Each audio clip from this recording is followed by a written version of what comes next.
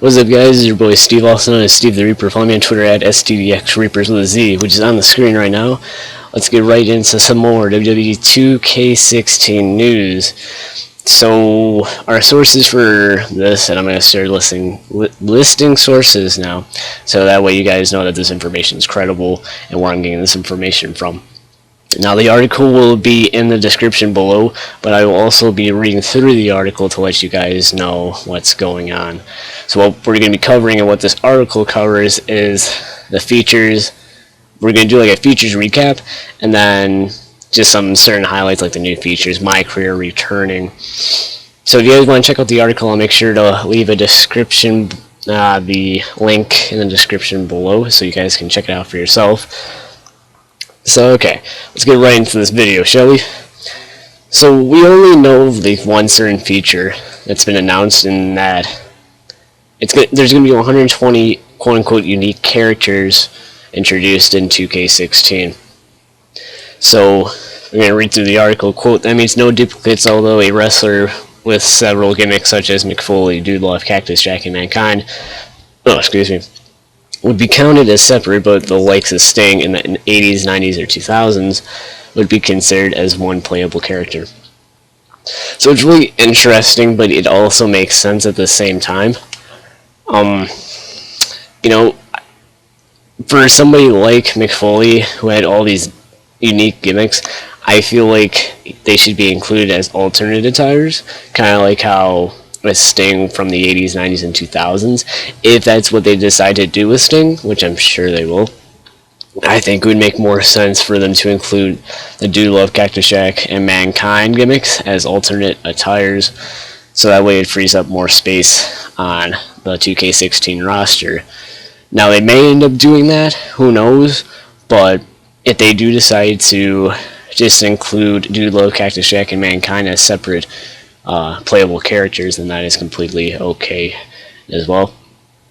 Speaking of McFoley, Mankind, Dude Love, all that, quote, Steve Austin was also confirmed as the cover star, which we already know, and also believed to be featured in Attitude Era. That's the problem with this article. There's like so many misspellings and errors. Be featured in a Attitude Era mode, which Jerry Lawler and Jim Ross have recorded voiceovers for. So this is an interesting piece of information. So WrestlingNewsSource.com thinks that there's going to be an Attitude Era, which that's going to be awesome if it is, because if you include Sting, it could open up this Monday Night War game mode. Well, it's kind of like the Attitude Era from WWE 13 and 30 years of WrestleMania from 2K14. So if they did the Monday Night War, that would be insane, because you would get to play not only the WWF's Attitude Era, but you could play on the WCW side of things, and it would just be great. I think a lot of people would have fun playing as Sting, playing as Goldberg, playing as Chris Jericho from WCW, Dean Malenko, Eddie Guerrero. I think a lot of people would be able to throw together some dream matches.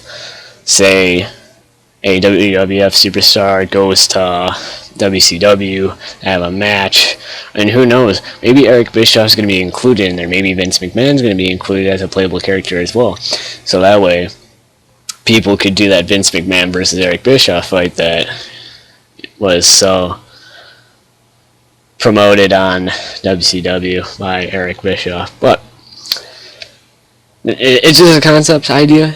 I mean, they may not include Eric Bischoff and Vince McMahon as playable characters, but if they did, that'd be pretty cool. I mean, they included John Laurinaitis as a playable character in WWE 13, so it really wouldn't surprise me if they did do that.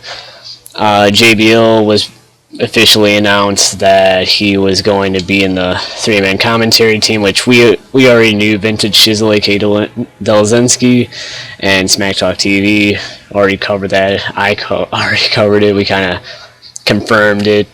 2K Dev kind of confirmed it, so that's old news. Apparently, the article is saying that we're expecting a large NXT roster, which if they do finally include an NXT roster besides just including NXT DLC like they did with 2K15, which was great. I really enjoyed that because it was more playable superstars. But they actually going to have like the full NXT roster on there. That would be really, really interesting to see, and I think a lot of people would like that idea. They leave a link for Finn Balor's entrance, as well as Seth Rollins' entrance. Finn Balor's entrance looks so awesome. It's him as the demon with the war paint and whatnot, so it looks really cool. The only thing that I noticed from the entrance was the crowd wasn't reacting. You know how like in 2K15 they did the yes chants and they actually had people going yes, yes, yes with their fingers. It's like 2K16 still in its alpha phase, or it's still getting designed. There's still a lot of kinks to work out, and that's just me being like a designer slash developer, like trying to get in the mind of those. So for everybody that looks at the video is like, but Steve, they're not reacting. I just gave you my input, and I'm sure that's what's true. So anyways, going through the rest, simulation has been improved. The chain grappling is making a comeback, and moves will better reflect wrestlers' attribute values. A wrestler can now gain stamina while draining his opponents, which is interesting. It's kind of like a momentum shift. In addition, this year there are major changes to the reversal system, which has needed an overhaul for a long while. So I think that kind of like with chain grappling, if you're kind of able to control it in the 2K15 next gen version, I think you may be able to control your reversals in 2K16. Just speculation, not for sure. Continuing, each match will begin with a limited number of reversals, which is really, really interesting, which will regenerate over time, meaning you won't be able to counter every single move. If you do, you'll simply burn out. You can also do a host of other things with the reversal system that can improve your chances of coming out on top. No, excuse me. So having limited reversals, that's really, really interesting, as opposed to like past WWE games just having unlimited reversals. So I guess it kind of makes sense with having an actual simulated WWE match. So they're trying to make it as realistic as possible, so that's awesome. And they noted some other things coming back, so these are kind of like new features and whatnot. And I accidentally clicked on a link. Whoops. So, as they noted, MyCareer is back, and this is good news. It will go further, all the way until you get into the WWE Hall of Fame. So that's good that they're extending it until you go into the Hall of Fame. So let's hope there's like more story to it and more like more matches, like more of a backbone to it than just what 2K15 threw out there. Create a Diva, Create a Show, Create Arena, and Create a Championship are back, which were from past WWE games. And the Universe Mode wrestlers can now be booked to multiple shows, which is interesting because I don't think you were able to do that in past games. Online has been overhauled, so I don't know really what that's supposed to mean. 3-man commentary team, we already knew that. Ladder, handicap, and tornado tag team matches are added back in, which is cool. No loading screens between entrances, which is awesome, and you can assault opponents during their entrance. Now, whether that be from the ring or from the back before your superstar actually goes out and does his or her entrance, that's really cool, because it's like actual actual WWE, and it's like, oh my god. And then, of course, improved ref and manager AI. And they included pictures of Stone Cold Steve Austin, Finn Balor, and the Demon, Warpaint, Daniel Bryan, Bad News Barrett, a ring with Seth Rollins in it, and more of the Finn Balor, Warpaint, Demon character. So this is like all of this. Let's just take it in for a sec. So there's a lot of features that were brought into this now. So I think 2K is taking like some mistakes that they made in the next gen version of 2K15 and are adding it. Okay, not adding the mistakes, but fixing the mistakes and implementing the improvements into 2K16, which every game developer and designer should do.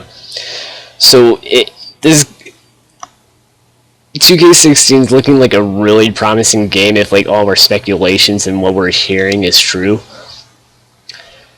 It looks really promising, and I've told people this, like, if it's as promising and if the roster is like really good, then I'm gonna pre-order this instead of like Call of Duty Black Ops 3, because truth be told, I've never pre-ordered a WWE game. I could have with 2K14, but I decided not to for whatever reason. So I mean, 2K16 is going to be released in 2 months, so that's all we have to wait. I think the roster reveal would either be this month or next month. I don't remember when they did the Twitch live stream for the roster reveal for 2K15, but who knows? I'll actually have to check that out and let you guys know about that at a later date. So thank you guys so much for tuning in and looking at this WWE 2K16 news episode. If you guys did enjoy and want to see more, please make sure to slam that like button below. Subscribe for more content. Follow me on Twitter, which is on the screen right now, for the latest updates. And don't forget to check out the article. I'll leave a link in the description below. And also, the question of the day on the screen right now. Thoughts on WWE 2K16 so far? Will it be better than WWE 2K15? Make sure to let me know down in the comment section or on Twitter. Twitter's on screen right now. Comment section, you just scroll down and you type. It says add comment and Google Plus and all of that. So thank you guys so much for watching. I hope you guys are having a great day or great night. And yeah, we'll see you guys later.